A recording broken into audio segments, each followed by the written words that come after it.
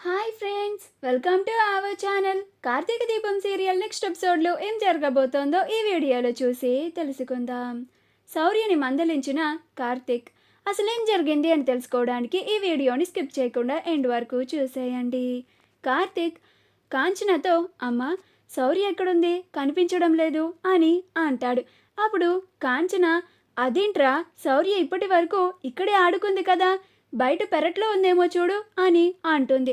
అనసూయ, పదండి బాబు చూద్దాం అని అనసూయ కార్తీక్లు ఇద్దరు శౌర్య కోసం మొత్తం ఇల్లంతా బయట పెరట్లో కూడా వెతుకుతూ ఉంటారు. అయినా సరే ఎక్కడా కనిపించదు. అప్పుడు కాంచన, ఏరా కార్తీక్, శౌర్య కనిపించిందా అని అంటుంది. అప్పుడు కార్తీక్, లేదమ్మా అని అంటాడు.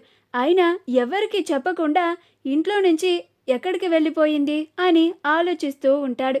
అప్పుడు అనసూయ, ఇందాక జ్యోత్స్న మీరు మాట్లాడుకున్న మాటలు శౌర్య ఏమన్నా వినిందా బాబు అని అంటుంది.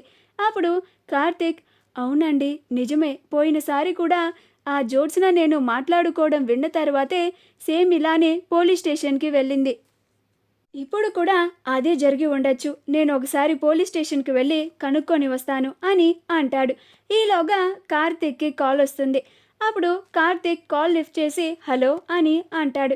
అప్పుడు వాళ్ళు, మేము పోలీస్ స్టేషన్ నుంచి ఫోన్ చేస్తున్నాము అని అంటారు. మీరు కార్తీకేనా అని అడుగుతారు.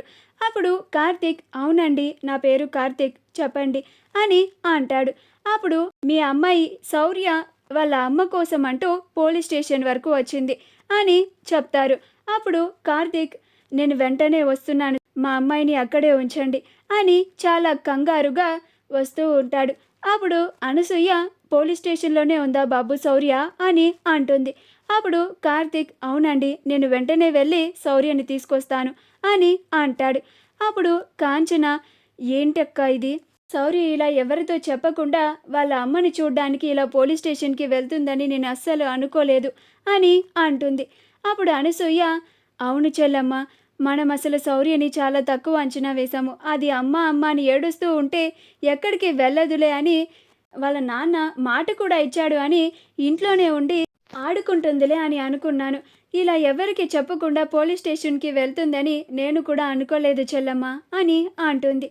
అప్పుడు కాంచన, ఆ పోలీస్ స్టేషన్ వాళ్ళు కార్తిక్కి కాల్ చేశారు కాబట్టి సరిపోయింది, లేకపోతే శౌర్య ఎక్కడికి వెళ్ళిందో అని మనం కంగారు పడాల్సి వచ్చేది అని అంటుంది.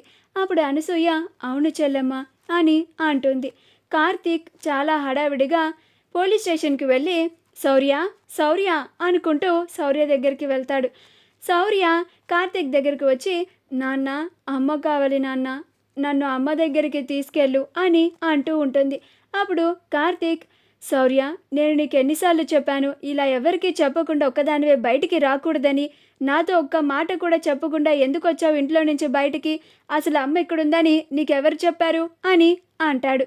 అప్పుడు శౌర్య, ఎవరు చెప్పలేదు నాన్న, అమ్మ ఇక్కడ ఉంటుందేమో అని నేనే వచ్చాను అని అంటుంది. అప్పుడు కార్తీక్, నిజం చెప్పు శౌర్య, నేను జ్యోత్స్నతో మాట్లాడింది నువ్వు విన్నావా అని అంటాడు. అప్పుడు శౌర్య, అవును నాన్న, నువ్వు జోతో మాట్లాడింది నేను విన్నాను. నేను తర్వాత జోని కూడా అడిగాను అమ్మ దగ్గరికి తీసుకెళ్ళు అని, కానీ జో తీసుకెళ్ళను అని చెప్పింది. జో నాతో అమ్మ ఇంకా నన్ను చూడడానికి రాదు అని చెప్పింది, అందుకే నేనే అమ్మని చూడ్డానికి వచ్చాను నాన్న అని అంటుంది. ఆ మాటకి కార్తీక్కి అసలు ఈ జ్యోత్స్నని ఏం చేసినా పాపం లేదు, చిన్నపిల్లతో ఎవరైనా అలా చెప్తారా అని కోపంగా శౌర్యని అక్కడి నుంచి తీసుకొచ్చేస్తూ ఉంటాడు. చూడు రౌడీ, నువ్వు ఇంకొకసారి ఇలా ఎవ్వరికి చెప్పకుండా ఇంట్లో నుంచి బయటకు రావద్దు, నేను అస్సలు ఊరుకోను, నువ్వు ఇంకోసారి ఇలా చేస్తే మాత్రం నేను నీతో మాట్లాడను రౌడీ అని అంటాడు. అప్పుడు శౌర్య, సారీ నాన్న, ఇంకొకసారి ఇలా చేయను అని అంటుంది. మా వీడియో కనుక మీకు నచ్చినట్లయితే లైక్ చేయండి, షేర్ చేయండి, మా ఛానల్ని సబ్స్క్రైబ్ చేసుకోండి, పక్కనే ఉన్న బెల్ ఐకాన్ని క్లిక్ చేయడం మాత్రం మర్చిపోకండి.